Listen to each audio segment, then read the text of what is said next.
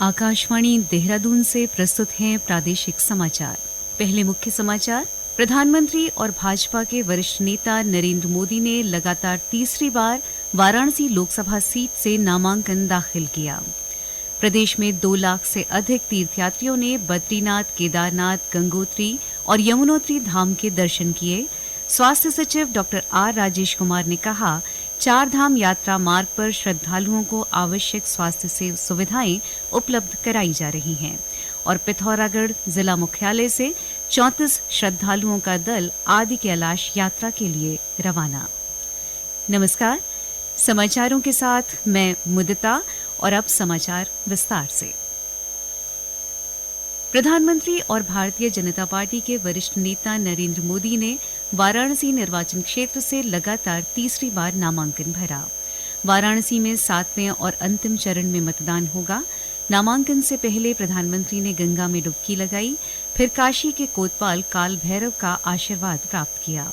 इस अवसर पर चंद्रबाबू नायडू, एकनाथ शिंदे, जीतन राम मांझी, संजय निषाद, रामदास अठावले और भाजपा के राष्ट्रीय अध्यक्ष जेपी नड्डा, राजनाथ सिंह और हरदीप सिंह पुरी सहित पार्टी के वरिष्ठ नेता भी उपस्थित थे। वाराणसी से विपक्षी गठबंधन से कांग्रेस के अजय राय श्री मोदी के विरुद्ध चुनाव लड़ रहे हैं। लोकसभा चुनाव के 7वें और अंतिम चरण के लिए नाम दाखिल करने का आज अंतिम दिन है। इस चरण में 7 राज्यों और 1 केंद्र शासित प्रदेश की 57 लोकसभा सीटों पर मतदान होगा। उत्तर प्रदेश और पंजाब की 13-13, पश्चिम बंगाल की 9, बिहार की 8, ओडिशा की 6, हिमाचल प्रदेश की 4, झारखंड की 3 और केंद्र शासित प्रदेश चंडीगढ़ की 1 सीट पर 7वें चरण में वोट डाले जाएंगे। नामांकन पत्रों की जांच कल की जाएगी। शुक्रवार तक नाम वापस लिए जा सकते हैं। इस चरण के लिए अगले महीने की 1 तारीख को मतदान होगा। 4 धाम यात्रा के लिए उत्तराखंड पहुंचने वाले श्रद्धालुओं का आंकड़ा 2 लाख के पार पहुंच गया है। अब तक कुल 2,12,887 तीर्थयात्रियों ने इन धामों में प्रवेश किया है। केदारनाथ धाम में 1,02,000 से अधिक श्रद्धालुओं ने अब तक दर्शन किए हैं। वहीं बद्रीनाथ धाम के दर्शन करने वालों का आंकड़ा 29,000 के पार हो गया है। गंगोत्री में 36,600 से अधिक और यमुनोत्री धाम में 43,500 से ज्यादा श्रद्धालुओं ने पूजा अर्चना की है। केदारनाथ यात्रा का सुखद अनुभव ये तीर्थयात्रियों तक पहुंचाने के लिए जिला प्रशासन ने समुचित व्यवस्थाएं की हैं। केदारनाथ पैदल यात्रा मार्ग से लेकर धाम तक सभी व्यवस्थाएं चाक चौबंद की गई हैं। यात्रा के दौरान श्रद्धालुओं के लिए पीने के पानी का पर्याप्त प्रबंध किया गया है। इसके लिए सोनप्रयाग से यात्रा ट्रैक रूट पर 78 स्टैंड पोस्ट लगाए गए हैं और 6 टैंक टाइप के स्टैंड पोस्ट भी स्थापित हैं। इसके अतिरिक्त 3 स्थानों पर वाटर एटीएम की स्थापना भी की गई है। जिले की सीमा से लेकर सोनप्रयाग तक विभिन्न स्थानों पर 175 हैंडपंप लगाए गए हैं। साथ ही घोड़े खच्चरों के लिए पानी की समुचित व्यवस्था के लिए गौरीकुंड घोड़ा पड़ाव से केदारनाथ घोड़ा पड़ाव तक 39 चरहियां बनाई गई हैं। इसके साथ ही घोड़े खच्चरों के लिए 13 स्थानों पर गर्म पानी का प्रबंध भी किया गया है। इसके अलावा केदारनाथ यात्रा मार्ग पर शौचालय, बिजली और स्वास्थ्य सुविधाएं भी बेहतर तरीके से उपलब्ध कराई जा रही हैं। पर्यटन मंत्री सतपाल महाराज ने आज केदारनाथ और बद्रीनाथ धाम के दर्शन कर पूजा अर्चना की। केदारनाथ धाम में सतपाल महाराज ने पुनर्निर्माण और विकास कार्यों का निरीक्षण भी किया। उन्होंने श्रद्धालुओं से तीर्थयात्रा को और अधिक सुगम बनाने के लिए सुझाव मांगे। पर्यटन मंत्री ने बद्रीनाथ में यात्रा व्यवस्थाओं का निरीक्षण भी किया। उन्होंने कहा कि 4 धाम तीर्थयात्रियों को सभी आवश्यक सुविधाएं देना और सरल व सुगम दर्शन उपलब्ध कराना सरकार की प्राथमिकता है। उत्तरकाशी जिले में यमुनोत्री और गंगोत्री धाम में इस बार पहुंचे तीर्थयात्रियों ने पिछले सारे रिकॉर्ड तोड़ दिए हैं।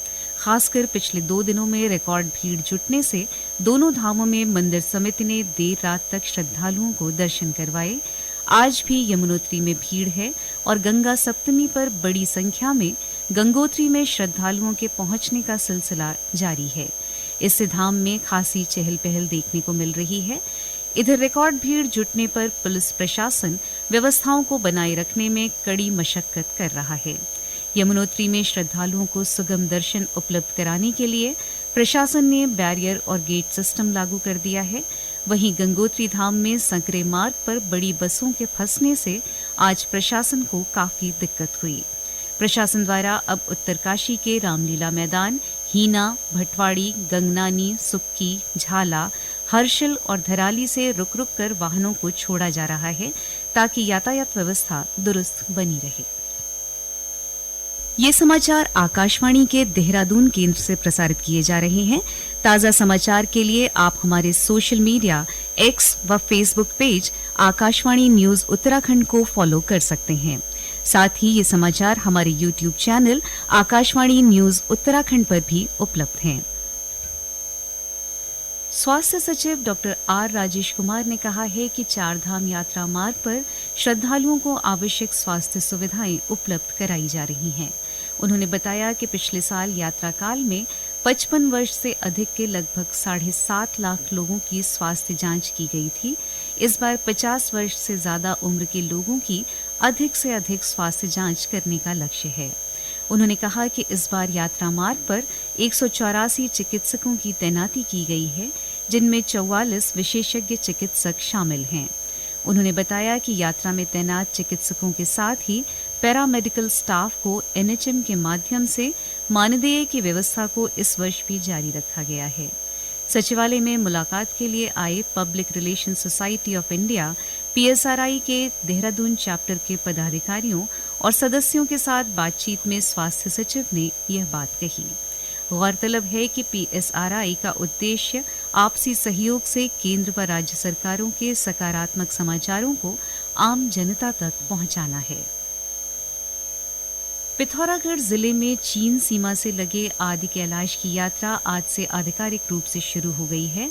कुमाऊं मंडल विकास निगम द्वारा संचालित इस यात्रा का पहला दल आज पिथौरागढ़ जिला मुख्यालय से आदि कैलाश के लिए रवाना हुआ। पिथौरागढ़ की जिलाधिकारी रीना जोशी ने दल को हरी झंडी दिखाकर रवाना किया।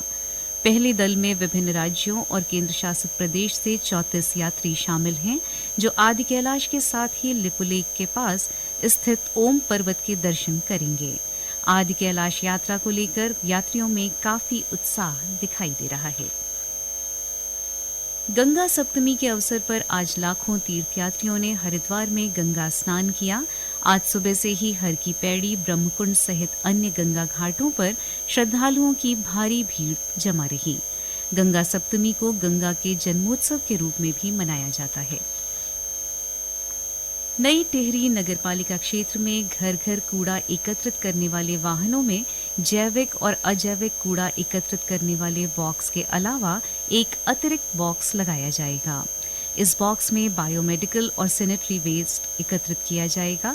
दीनदयाल उपाध्याय शहरी आजीविका मिशन के तहत नगरपालिका ने एक सामाजिक संस्था के साथ मिलकर बायोमेडिकल और सैनिटरी वेस्ट के लिए अलग से व्यवस्था की है। इसके निस्तारण के लिए जिला अस्पताल सहयोग करेगा। बायोमेडिकल वेस्ट के निस्तारण के लिए वीरांगना सेना का गठन किया गया है, जो बायोमेडिकल वेस्ट के बारे में नगरवासियों को जागरूक कर रही है।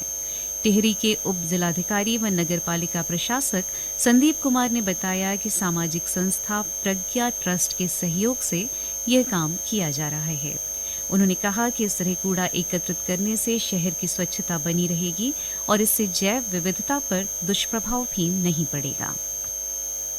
पहले क्या होता था कि जो कूड़ा कलेक्शन की गाड़ी होती थी उसमें 2 टाइप का कूड़ा हम कलेक्ट करते थे, जैविक और अजैविक। इसके साथ साथ में अभी जो बायोमेडिकल वेस्ट है या सैनिटरी वेस्ट है या बच्चों के डायपर हैं, क्योंकि उनका सेग्रीगेशन हम घर पे नहीं होता, तो उसके लिए हमने एक वीरांगना सेना यहाँ पर गठित की, जो घर घर जाके जागरूक कर रही है। अब 2 थैली की जगह 3 थैलियाँ जो हमारा कलेक्शन वाहन है उसको मिल रही है। अब इसका जो डिस्पोजल है बायोमेडिकल वेस्ट का, वो जैविक अजैविक की तरह नहीं होता है, इसलिए इसको हम यहाँ से सीधे डिस्ट्रिक्ट हॉस्पिटल में भेजते हैं, फिर वहाँ से उसको रुड़की भेजा जाता है डिस्पोज के लिए।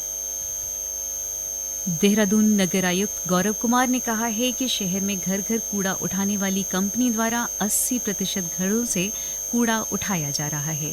उन्होंने कूड़ा उठाने वाली कंपनी को अपने काम में और सुधार लाने को कहा है। मीडिया से बातचीत में नगर आयुक्त गौरव कुमार ने कहा कि राजधानी में डोर टू डोर कूड़ा उठान को लेकर आम जनता की शिकायतें लगातार प्राप्त हो रही हैं। उन्होंने कहा कि संबंधित कंपनी को टर्मिनेशन का नोटिस दिया गया है और अगर कार्यप्रणाली में सुधार नहीं मिलता है तो आगे की कार्रवाई की जाएगी। ऋषिकेश स्थित उत्तराखंड कराटे अकादमी में 18 मई से 2 दिवसीय दूसरी नॉर्थ इंडिया कराटे चैंपियनशिप का आयोजन किया जाएगा। अकादमी के महामंत्री राजेंद्र गुप्ता ने बताया कि प्रतियोगिता में उत्तराखंड, हिमाचल प्रदेश, उत्तर प्रदेश, राजस्थान, दिल्ली, पश्चिम बंगाल और हरियाणा से लगभग 600 खिलाड़ी हिस्सा ले रहे हैं। अंत में मुख्य समाचार एक बार फिर। प्रधानमंत्री और भाजपा के वरिष्ठ नेता नरेंद्र मोदी ने लगातार तीसरी बार वाराणसी लोकसभा सीट से नामांकन दाखिल किया। प्रदेश में 2 लाख से अधिक तीर्थयात्रियों ने बद्रीनाथ, केदारनाथ, गंगोत्री और यमुनोत्री धाम के दर्शन किए। स्वास्थ्य सचिव डॉक्टर आर राजेश कुमार ने कहा, 4 धाम यात्रा मार्ग पर श्रद्धालुओं को आवश्यक स्वास्थ्य सुविधाएं उपलब्ध कराई जा रही हैं। और पिथौरागढ़ जिला मुख्यालय से 34 श्रद्धालुओं का दल आदि कैलाश यात्रा के लिए रवाना। इसके साथ ही प्रादेशिक समाचार का ये बुलेटिन समाप्त हुआ। नमस्कार।